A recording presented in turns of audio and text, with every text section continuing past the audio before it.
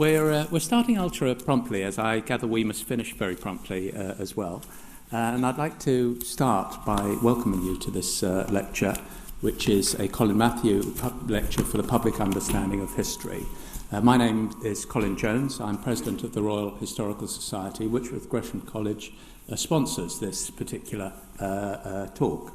And we're delighted today to be welcoming Alun Howkins. He's asked me to keep my comments short so he can get on with it, and we'll have time for your questions, so I will do that.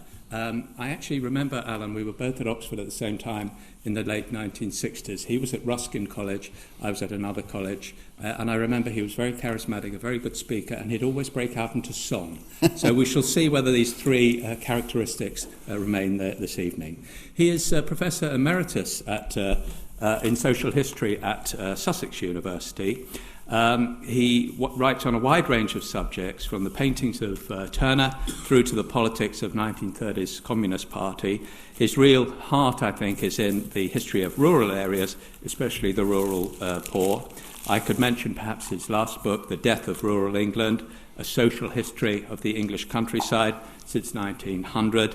But today, the title for his paper is A Lark Arising, The Rural Past and Urban Histories, 1881 to 2011. Alan.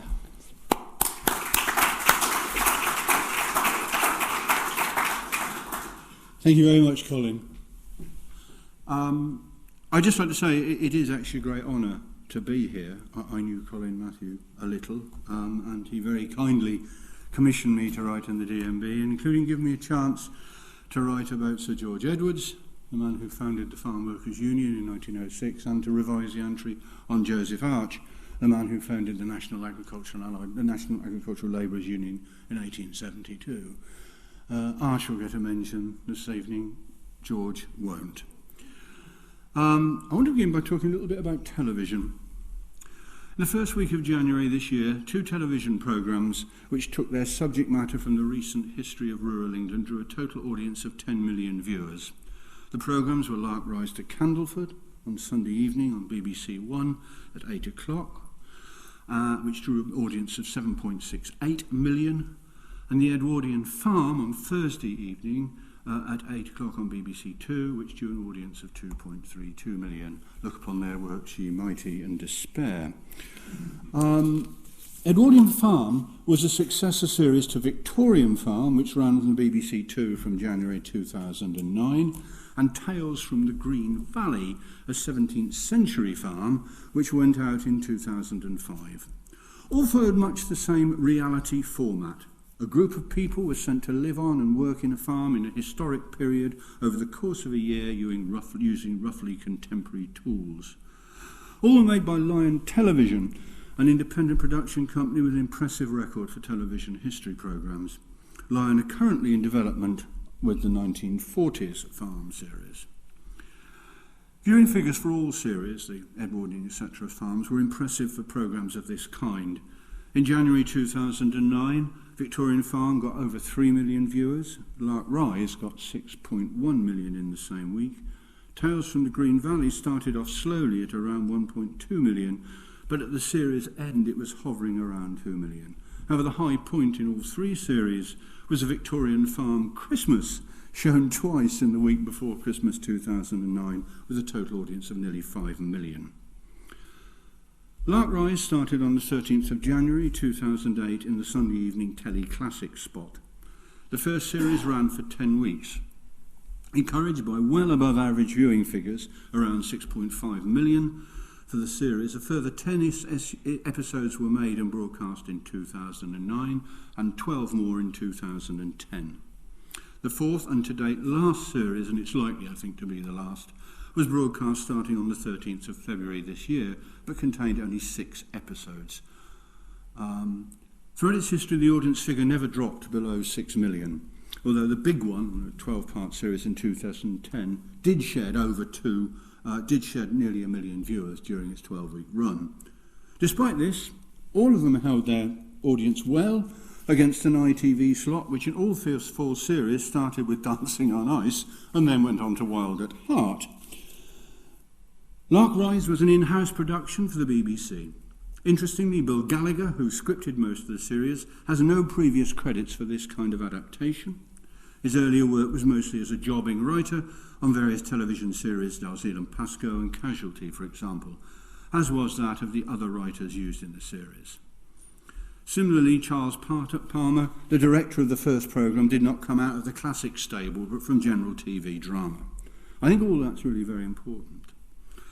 The subject matter of the series is oddly much more difficult to describe. Despite claiming to be based on Flora Thompson's trilogy of, quote, Oxfordshire life, in fact it bears very little resemblance to those books. Rather, some characters and incidents, both often very minor, are taken and turned into a series of domestic dramas. It has, in fact, almost the character of a historical soap opera. A Viz Goscrop's review of the series in the Guardian's TV and radio blog says, from its launch, Lark Rise morphed into something unexpected, a costume drama soap opera, a rural Victorian EastEnders with telegram deliveries instead of murders. An interesting aside is here that on several occasions, for example in the start of the new series in 2011, EastEnders was the only BBC One programme with higher viewing figures than Lark Rise, but they were hugely higher. Both Edwardian Farm and Lark Rise had blog pages created for them by the BBC, so we can get some sense of what at least part of the audience thought the appeal of the series were. Not surprisingly, the series offered very different responses, but what struck me was the similarity of many. First, the Edwardian Farm. Here, a large number of viewers clearly saw the programme as a true picture of farm life in the 1900s. It was history, for example. We hugely enjoyed watching the Victorian, quote, farm programme, while they're writing about the Edwardian Farm. They've also been a great way to learn about history for my children. I home educate one of them and grateful for this help with history. Also in that vein, there are a number of corrections about what viewers saw as inaccurate accounts of farm life in the programmes. One, it should be said, directed at me, and I was right. And quite heated debates about the pronunciation of Devon and Cornish place names. The largest group of contributions to the blog, though, were concerned to almost live the programme themselves. Requests for recipes, the largest single group being blog entries concerned the recipe for cut rounds, which you can find, if you like, on the blog, queries about how clothes were made, and general questions about farming and gardening techniques used in the programme, often from practical gardeners and even one self-confessed back-to-the-lander. What is striking about these comments is their domestic nature. The past here is not a foreign country where they do differently. Rather, it is a historic version of the modern private sphere, where the household and the domestic hold sway, and where close, small-scale social relationships are the norm. This is further emphasised by the centrality of house and home to the period, and the figure of Ruth Goodwin, one of the three key reality players, who runs the household and some aspects of the farms. And this is perhaps surprising given the amount of time, energy and indeed money spent on historical reconstruction of farming. Through this domestication, the day-to-day is linked to a better rural past, and the blog shows this time and time again. And just to quote one, I have watched both the Victorian Farm and the Edwardian Farm series and absolutely adore them. Both myself and my husband think what a great shame it is to lose these ways of life. Let's get back to the simple ways of life. Yes, very hard working, but so rewarding. At first glance, viewer reaction to Lark Rise was very different.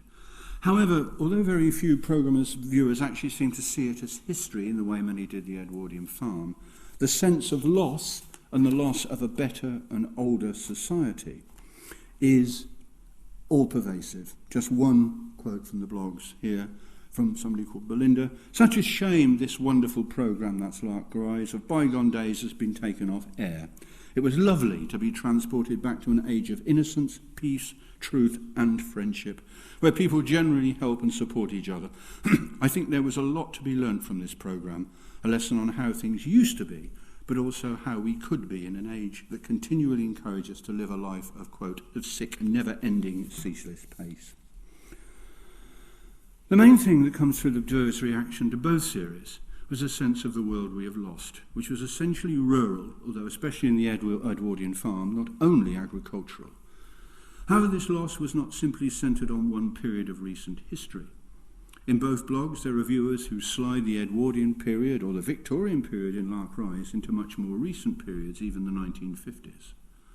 What is being celebrated here is not any particular historical period, rather the sense of a kind of society believed to have existed in which small-scale and personalised relationships were the norm, and that society was rural. It was also idyllic in that it was free from class antagonism and was marked by unequal but mutually supportive social relationships, in which the poor worked hard but with skill and contentment, while the rich fulfilled their duties to their inferiors with grace and fairness. Interestingly, these elements were present strongly in both series, but were even more obvious in the Victorian farm. Here, the current landowner's son, that they did it on an estate in Shropshire, played himself as a generous and paternal squireen.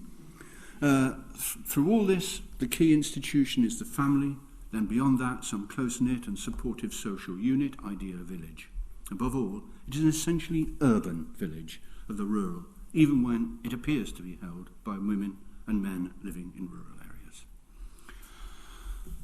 The reactions to Lark Rise and Edwardian Farm are not actually that surprising. We have, after all, been taught for years that we are all, as Cobbett put it, deserters from the plough, and we have a lot of kind of popular, I don't know what to call it, popular memory or popular opinion, which suggests that the rural is very important.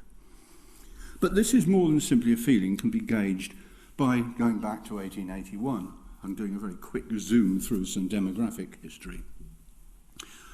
The Census of 1881, when my lecture nominally begins, revealed an England which was firmly urban and industrial, although a number of urban dwellers had exceeded the rural for the first time 30 years earlier. It was not really until the 1870s and 1880s that the population was firmly urban and living in mostly modern towns. Further, as Raphael Samuel pointed out many years ago, despite the Industrial Revolution, England's was not truly a factory economy before the 1870s and 1880s, a view, now widely shared among economic historians. We do not know in detail what the census of 2011 will reveal, but what it will reveal for certain is that England remains an urban, although no longer entirely industrial nation. However, the numbers of people living in rural areas has shown a consistent and uneven growth since 1911, so the rural population will be larger in 2011 than it was in 2001. Without going into much detail, I'd like to expand this a little bit. Firstly, I need to stress rather unfashionably that rural England is not now, nor has ever been, simply a trope, an imagining or a construction. 86% of the land area is classified as rural, more or less exactly the same as it was in 1911, while revised population figures done in 2003 show that 36%, that's 18.2 million, of the national population live in what government describes as significant rural areas. I think most of us would not accept those as rural areas, many of them. More usefully, about 23% of the population, 9.1 million in England, as opposed to Britain, of these live in truly rural areas. In 2008 to 9, the net internal migration to rural areas was in excess of 40,000, net out-migration from rural areas in the region of minus 59,000. This growth of the rural is a continuation of a strong, low-term trend which covers the last 100 years and which has seen the early trend of rural depopulation reversed. This summer, a report produced for Family Investments, a company specialised in savings plans for children, produced a list of every postcode in England and Wales, ranked in order to determine where the best place to live was. All top 20 places were either rural or outer suburb. Now, there are important qualifications here. Certainly, the growth has been uneven across the countryside. The largest areas of growth have been south, east, eastern and southwestern counties. And even within those, there are places which have actually really, truly lost population in the last 100 years. Off the top of my head, the village of Coombs in West Sussex, population has declined fairly consistently since 1861. Now, the reason for this growth is also equally obvious. This is not any growth in farming or in agriculture. This is a growth as early as the 1951 census identified very clearly merely a movement of population away from their workplaces in towns to more residential areas in the surrounding countryside. What you have here is, in fact, what you would expect, an increasing identification, or perhaps you wouldn't expect. You certainly wouldn't have expected 120 or 30 years ago. The middle class identifying the rural areas with a better quality of life. In fact, the farming population has declined at every census since 1851, except for 1951, when it increased very marginally. A final qualification is actually who's moving into the countryside. Well, you know, raise your hands. They are by and large older people. In 1993 to 2003, the population of rural areas increased by about 1 million. 600,000 of these were aged between 45 and 59. Second largest group aged between 30 and 44.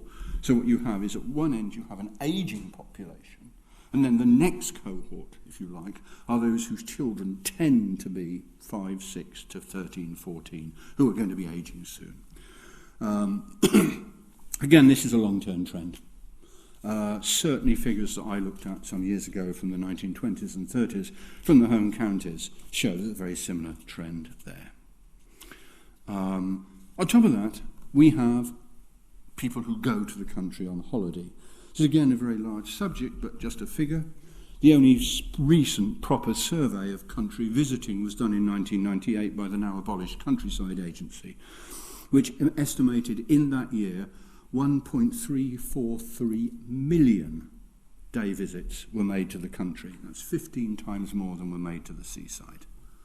25% of these visits were also recently made to the southeast, where there is least access to open walking country, which of course causes all sorts of problems.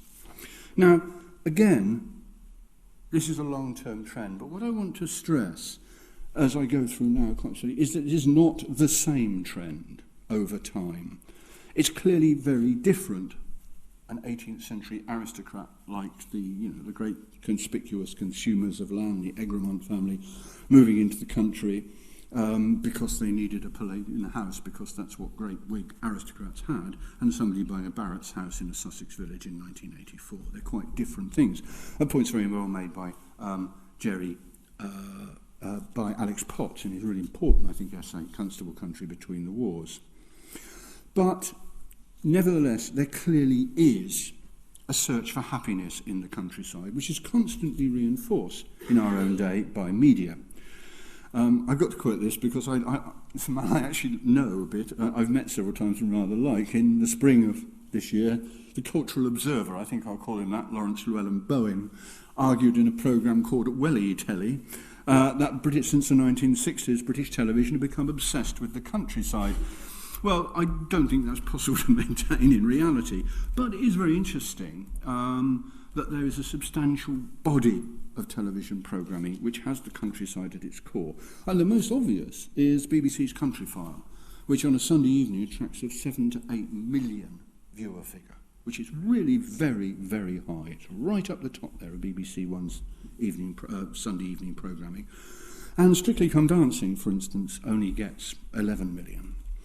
But in the week of 9th of October this year, Country File had the biggest BBC audience after Strictly Come Dancing and EastEnders. This meant it was better than Spooks, Holby City or Casualty, all of which are kind of iconic programmes in popular culture. In the same week, ITV showed no country programmes unless you count Downton Abbey, and if we've got time for questions, which I hope we are, I'm quite prepared to talk about Downton Abbey's kind of strange thing. Escape to the Country, a reality house buying programme, gets a much lower viewing figure, about 1.4 to 1.5 million.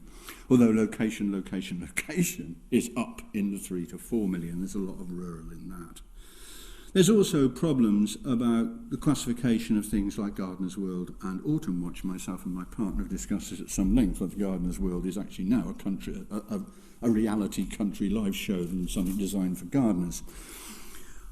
For comparison, The Archers on the radio has a weekly audience of about 5 million, although to what extent The Archers, despite its history, is a programme about country life is still debatable. Now, there's a sense in which it would be easy to make these programmes homogenous and say they've all got the same view of the countryside. In fact, they haven't got the same view of the countryside. They've got quite different views of the countryside, which often dramatically conflict with one another and certainly have changed over time. But what's really important about this is I think that the rural, throughout the period since certainly the 1880s, has been reviewed through the lens of our dominant social and economic, cultural and social and economic system, which is by and large urban. Forget capitalist and so on, but it's urban and was industrial. For example, it's very interesting, the Conservative Party, which relies to an overwhelmingly unbalanced extent for its report on rural votes, at the moment is having real problems over the CAP. The countryside does not want to go out of the common market. Forget what blue-eyed colonels say. No working country man or woman wants to leave the common market. It would be a disaster. And the NFU, the other night on the telly, were arguing very strongly with some out-of-Europe Tory, and very, very harshly, that the Tory party, that this was completely mad, and that we could not leave the common market. Now, this sense of isolation from the mainstream, which was expressed, I think, very strongly in that debate between the NFU and the Conservative Party, was at the heart of the often genuine feelings held by people who support members and supporters of the Countryside Alliance. This notion that nobody cared about the rural areas as opposed to the landscape of the countryside, which all claimed to love and sought to protect. And I'll return to the Countryside Alliance at the end of the lecture. The rural, though, remains and has its own histories, some of which I'll touch on now, and some of those, many of which, conflict with those of the urban. Now, I suppose the most basic conflict of all is based on the simple notion that not everyone identifies with the rural, or has an imagined world which is not idyllic. This notion, what, for instance, the literary critic John Barrell has called the anti-pastoral, has a long history. Certainly from the 1780s, probably to the 1880s, it was a powerful, perhaps even dominant voice. Margaret Hale, the heroine of North and South's description of the southern rural worker and given to a northern worker seeking to go back to the land, can stand for many. You would not bear the dullness of the life. You don't know what it is. It would eat you away like rust. Those that have lived there all their lives are used to soak in stagnant waters. They labour from day to day. The hard spade work robs their brain of life. The sameness of their toil deadens their imagination. They don't care to meet or talk over thoughts and speculations. They go brutishly tired, poor creatures, caring nothing but for their food and rest. The supposedly sympathetic, i.e. Whig or Liberal Morning Chronicle reports from the rural areas in 1849, made a lot of by social historians, portray the rural worker, quote, as sullen, unable to communicate and backward, quote, a physical scandal, a moral enigma, an intellectual cataleptic. Even the urban working class, supposed to be this man's brothers in struggle, don't show very much support for him. The Chartists paper, the Northern Star, quoted without any comment stuff from the Morning Chronicle, including, there is neither general speculation in his eyes nor intelligence in his countenance. The whole expression is more that of an animal than of a man. Even in the 1890s, Flora Thompson records her mother's anger and upset that her brother decided to go onto the land. By then, though, things had begun to change. But interestingly, the very revival of interest in rural life that I've talked about elsewhere, and many have talked about, caused the reaction to get worse. There's a wonderful piece by Edith Sitwell. There's a wonderful editorial in the Sheffield Telegraph in Georgina Boyce's book, which quotes Edith Sitwell as not approving of Morris dancing being done by adults and ending that Morris dancing is all right for children, but when we get a revival of them, when we have pale-faced intellectuals warbling and capering about under the delusion they are restoring the simples of gaieties of old England, the thing becomes ludicrous. Much more savagely, the early 20th century, mid-20th century influential theatre director Tyrone Guthrie wrote this wonderful attack on them, which I'd like to read in full, but I am a bit worried. He says, basically, that much of this nostalgia to go back to the countryside is very decent, and it's to do with a lack of wanting to get back to nature, doing hard physical work, live simply. And he says, you can do that. Or is it? Do you really want to do that? Or was it better, he writes, to write earthy Georgian poetry in a village in Sevenoaks or Beaconsfield, to do one's house up with cottage naive wallpapers and arrange dear, simple old flowers in copper jugs, to collect round the Bechstein in Pops's studio, to sing about jolly ploughboys, tarry sailors and milkmaids dabbling in the dew.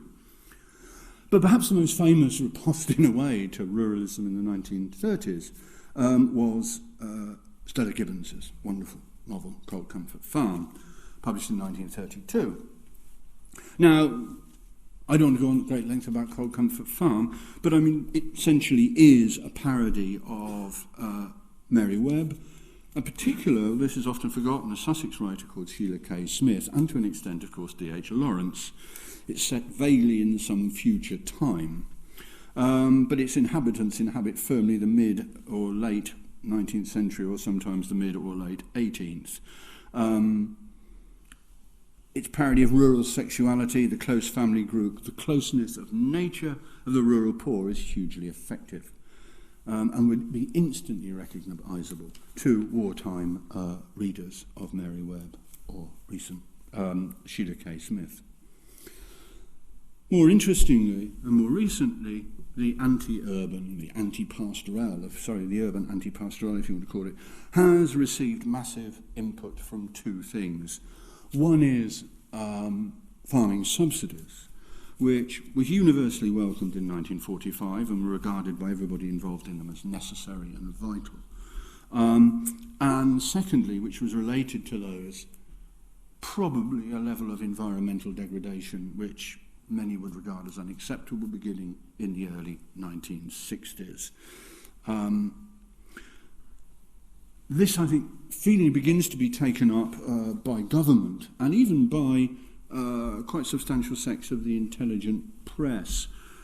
Essentially, if you look at the outbreak of BSE and even the outbreak of foot and mouth, which, after all, could hardly, well, not entirely be blamed on the farmers, he said, looking to a gentleman over there,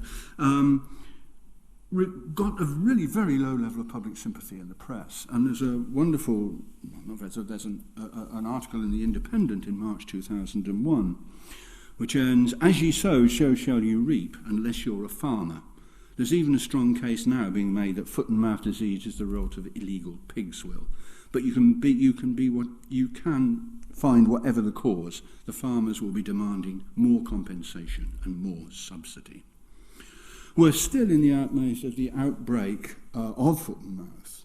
The Labour government commissioned a report by Sir Donald Curry on the future of farming and food. Now, it has to be said that this report vanished completely, but it did have a very, very intense criticism of the way in which farming had gone in the previous 40 years. And among its conclusions were that, quote, "the familiar countryside environment, originally a product of farming, is damaged by years of intensive production, and the social fabric of the countryside, which depends heavily on farming, is being put at risk." The rural areas, though, had their own reply to this. It wasn't all one-sided. To some extent, Joseph Archer occurs briefly here, the growth of farm workers' trade unions after 1872 replied to a lot of the urban radical criticism of the rural labourers as politically inept. And it's very striking, there's a long description in the Beehive, a London radical paper, in January 1872 of the farm worker as kind of backward, foolish and stupid. 2 months later, Arch hoists the banner of revolt under the Wellesbourne tree in Yorkshire, in Warwickshire. So, I mean, it's interesting. There's also, I think, a growing awareness among farmers of their own interest and their belief that you could no longer automatically rely upon the support of any political party, which leads to the growth, I think, of farmers' own movements from the late 1880s and early 1890s onwards. And it's interesting that there was this growing belief that the farmer would have to defend himself against the demands for cheap food. And as a result, the campaign for tariff reform, which was actually a political disaster, of course, and which somebody like Rider Haggard, who was certainly an intelligent observer of the agricultural scene, rejected as absolutely impossible in 1902, is still hung on to by substantial numbers of farmers as a way out in 1930. Very important here, I think, was the way in which farming was treated in the two wars. In the First War, farming was subsidised. In 1917, the Corn Production Act gave subsidy to wheat production. And at the end of the war, it was agreed that this should be continued for a further 7 years. In fact, it lasted a year. Now, although historians have argued about the precise nature of the repeal of the Agriculture Act, which is what it was in 1921, what's clear is that farming opinion hardened around the notion of the Great Betrayal, which was a betrayal of the countryside and of the farming interest by the town. By August 1934, for instance, the first year of the publication of Farmers Weekly, 2 months old, on August the 5th, 1914, it raised the events of 1921, the Great Betrayal, in the context of 1914. How could an urban government and nation forget the sacrifices and hard work that the farming community had done and saved Britain by the war? And just as an aside and a final riposte, it's almost certain that more people read Mary Webb and Sheila Cave Smith in the interwar period than ever read Stella Gibbons. I think the interwar period, though, begins to mark a real change. The appearance, particularly in the farming press, and it's not only in the farming press, but in the beginning to be whole areas of rural opinion, of a defensive and on occasions almost paranoid reaction to the criticism of how real country people and communities behave. This tone, which continues today, sees the countryside as marginalised and under siege from an urban world, including, ironically, many incomers, which needs the countryside, and especially its food production, but is unwilling to allow the countryside to behave as it wants. Even the Second World War, when farming did extremely well, and when public opinion, I think, had very little doubt, is actually swings firmly behind agriculture. Farming is very, very distrustful. And there's a wonderful chap here, 1947, a Kent farmer talking to the organisation Mass Observation. No government, this is just as the Agriculture Act is being passed, which is going to guarantee this man price stability and a livelihood, price stability in the face of war, in the face of world markets for the foreseeable future. No government's interested in farmers until the private country makes them. You only got to cast your mind back over the years to appreciate that. They've always glutted the market with imports from abroad at the expense of their own farming. They've shown little interest in their welfare until a war has cropped up and made them. I think it's, though, in the 1960s that this kind of feeling becomes most entrenched. And again, I think come back to those two factors I mentioned earlier. One, increased farm profits, caused mainly by subsidy, but also, of course, through increased output. And second, what many have called the second agricultural revolution. The wholesale, the much greater use of farming, pesticides, herbicides, and fertilizers. And, of course, machinery. The two factors put together, according to critics, result in environmental degradation.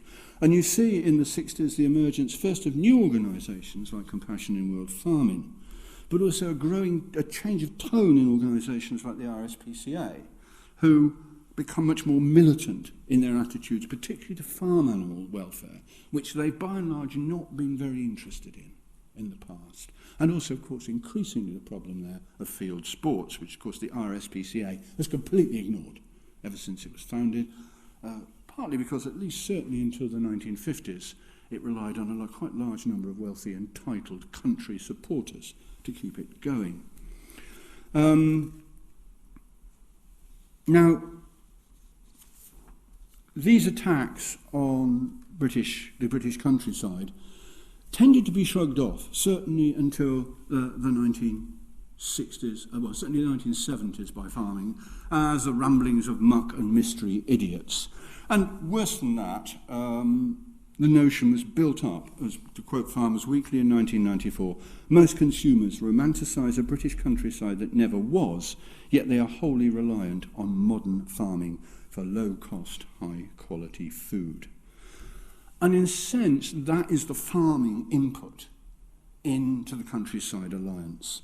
Now, the history of the Countryside Alliance is ongoing, in a sense, but its greatest moment certainly came between 1997 and 2003 to 4, when a series of great public demonstrations, which I expect most of you remember, in London, of up to, well, it depends on who you listen to, but probably up certainly to 750,000, demanded rights for the countryside.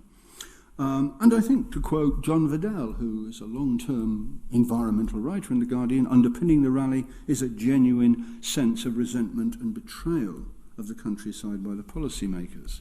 But a number of things to be pointed out. First of all, none of the agricultural trade unions, none of the unions in the agricultural sector ever supported the movement.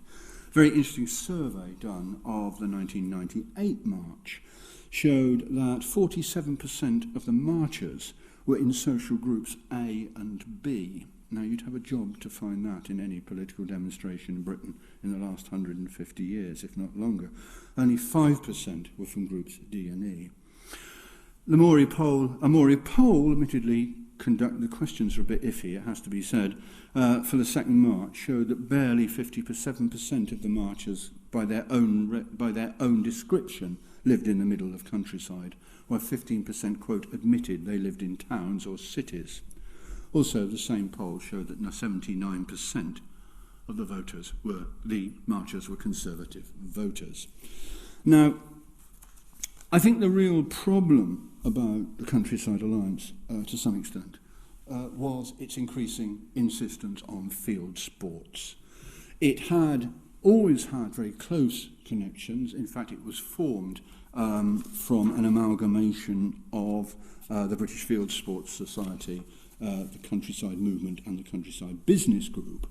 And so the field sports aspect had already been there. But the threat eventually made real that the Labour government would ban fox hunting with dogs forced, I think, the Countryside Alliance, if it needed forcing, into that mould, and I think alienated a huge amount of potential supporters. If you look at the website now, I looked at it yesterday, it is slightly different. They now claim 105,000 supporters, which, since they now have a subscription, which they didn't in the past when they claimed 1 million supporters, is still pretty impressive. It's 60 quid a year to join as an individual member of the Countryside Alliance. The website is fronted by a picture of a jolly country shop. You have to go a bit in before you find anything about animals being torn to pieces by dogs. But it's still got an extraordinarily obsessive tone. It's Countryside Alliance opposes registration of septic tanks. Now, if you live in a rural area, you might know how important it is not to have your septic tank registered. At the moment, I can't think why. I've got one, I can't think why I shouldn't register it, but it's a major victory. And there is this notion that still the chattering classes, which is their favourite phrase, are doing things to them. Now, in this version of the rural, which is an internal version, it's not only the urban that's the enemy, but also, rather sadly, the incomer, the resident of the village, who is not a real country person and does not understand country life. From at least the interwar period, one of the main defences of this marginalised view of the countryside has been to put barriers against anyone or any organisation which does not fit the model. Examples are not difficult to find. For instance, the rural trade union movement has battled since the 1870s and still battles today with the accusation that they are outside agitators. Pete Medhurst, a Unite official in mid-Norfolk, lives in Norwich. So he's clearly an outside agitator, according to the local NFU. Despite the fact he worked on the farm and his father and his family lived in Norwich for 200 years, and neither here nor there. Less obvious is the contempt in which many small-scale and especially organic producers were and are held by farmers, despite the recent vogue in the Countryside Alliance for the local. Ironically, though, of course, this hostility to the outsider became an attraction to the incomer, marking the rural off as different, as authentic, as against the shallowness and materialism of urban life. And all this despite the fact, to quote my late and sometime rural father, you never see a poor farmer or a dead donkey. I didn't understand it when I was 11 and I don't understand it now. If urban history of the rural is shaped by direct conflict, another and more important one is shaped by the history of the rural itself, and particularly the rural past. However, this is not the rural past now of the Tudor or Elizabethan. It's the past of some kind of ill-defined 19th and early 20th century. What's more important, though, is that the end of this past was marked by some quite dramatic and sudden change. Now, again, you can see very conflicting views on this, and this is where I realised a couple of nights ago that I should have written a completely different lecture. To many writers of the early 20th saying the status of insiders, the enemy was the urban world itself. To George Sturt, who I would argue is an insider, the gradual spread of villadom into the Bourne Valley in West Surrey was the final destructive blow to a whole civilization, what he called the peasant system. A few miles away, Gertrude Jekyll, who despite her upper middle class, lower gentry origins, spent her whole life in Surrey and grew up there, observed similar things, that the way in which the land was being used and the growth of urban and suburban and cottage housing and villadom was changing the whole nature of the countryside. Interestingly, Gertrude Jekyll picks on something which I think is actually rather important. Gertrude Jekyll sees the collapse of the material culture associate these changes. Common things, she says, of daily use, articles of furniture and ordinary household gear have passed to the dealer's hands. Even the local vernacular architecture have been transformed by, quote, slates from Wales and fir from Sweden, displacing by their temptation of cheapness that homemade tiles and honest oak of ancient dwellings. To many, though, both inside and outside the village, Enclosure was seen as a key moment. Despite the fact that Enclosure had actually ceased in 1876, in the sense that there are no true new parliamentary acts after that date, and really had ceased in 1869 when a moratorium was put on enclosures, the notion of common and lost rights seems to have lingered very strongly in the poor. It occurs in a number of ballads, most popularly and most well known, and I'm not going to sing because I want some time for questions. A ballad called This Old Hat Was New, which is widely spread across southern England and collected in the 1900s, which ends with the last two verses. When the Romans ruled this land, the commons they did give, and to the poor in charity to help them for to live. But the poor are quite done, we know this to be true. 'Twas not the way when best did reign, and this old hat was new. But the commons are taken in, the cottages pulled down. Mould has got no wool to spin, her linsey woolsey gown. 'Tis cold and clothing scarce, and blankets are but few.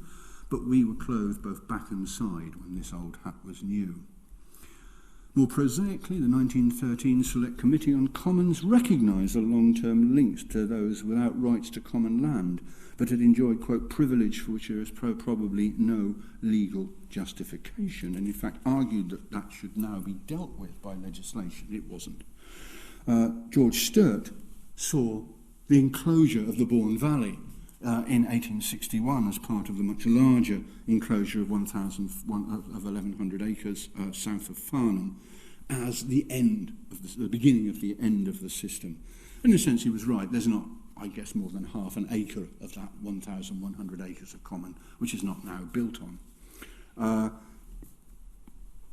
Flora Thompson's Lark Rise, Juniper Hill, had been enclosed 13 years before that, but the enclosure there was actually much more serious because it was enclosure not only of common, but of open field.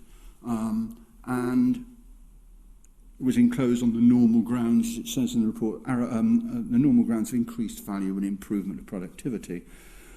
Although the enclosure was much more traumatic, I think, than Thompson suggests in her memories,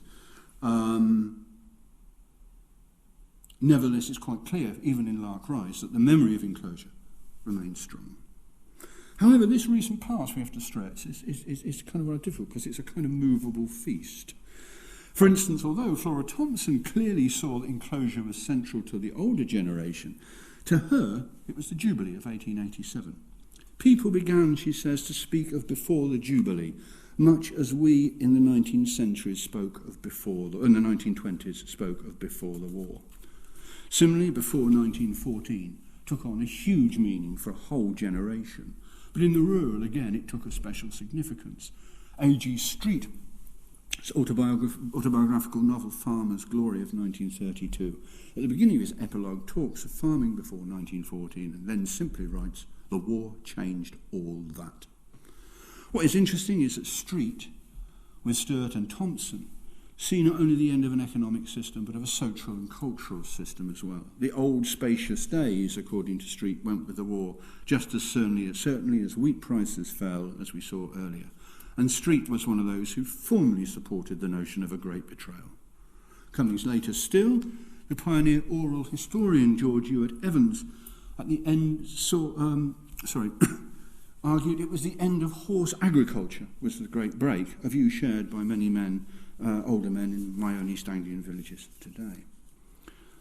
What these have in common is the sense, with the possible exception of the end of horse agriculture, certainly to those who work on the land, the end of horse agriculture is not universally regretted, was the notion that something before was better. I think golden age is far too strong, and I worry about this kind of trope of the golden age, which people roll out. But it was not that long ago. It was still, but important, it was not that long ago. And you could still find it, or you could find survivals of it. Now, when the intellectuals and reformers who went back to the countryside in the 1890s and 1900s, for a myriad of reasons, the organic and structured society they sought already belonged in many ways to the recent past. And they very quickly recognised this. Sturt says, "I gradually learned the impoverished labouring people I had talked to had been, in many cases, born into the more prosperous conditions of a self-supporting peasantry." Writing nearly 30 years later, Thompson remembered much the same from her childhood in the 1880s, and there's a very striking chapter in Lark Rise called Survivals, talking about the few inhabitants who remembered the unenclosed hamlet and remembered some semblance of their independence. According to Sturt, this way of life had gone completely by 1912. What was left, quote, was no longer a civilization, but some derelict habits left over from what had gone. But these were still recognisable to those who could recognise them in village heights, in the village. This is, I think, what Rob Coles, paraphrasing 19th century anthropologist and folklorist, calls survivals in culture. Customs, actions, ways of doing or speaking, left over in an almost totemic way from an older world. However, it was not only the survivals, but those who practiced them. They came to embody the culture. The rural poor, writes Coles, or some of them, were considered to stand before all the wiles of modern living with their secrets intact. They had kept the flame. They might be few in number and poor, but they were still out there. When Vaughan Williams came back from collecting folk songs in Sussex and Surrey in 1907, he wrote, "I have been listening to ghosts." Now, to Sharp, to Vaughan Williams, certainly, and to others, these survivals were not something of antiquarian interest. They were potentially the way of rebuilding aspects of national culture. And certainly in music, you have a hard job to make the argument that, at least in the short term, they failed. English composition, to some extent, was dominated, for good or evil, by the folk song really until the late 1930s. More interestingly, Sharp's own interests, musical education, he completely won. By 1914, board schools in England were instructed to teach children English folk songs as the basic for musical education.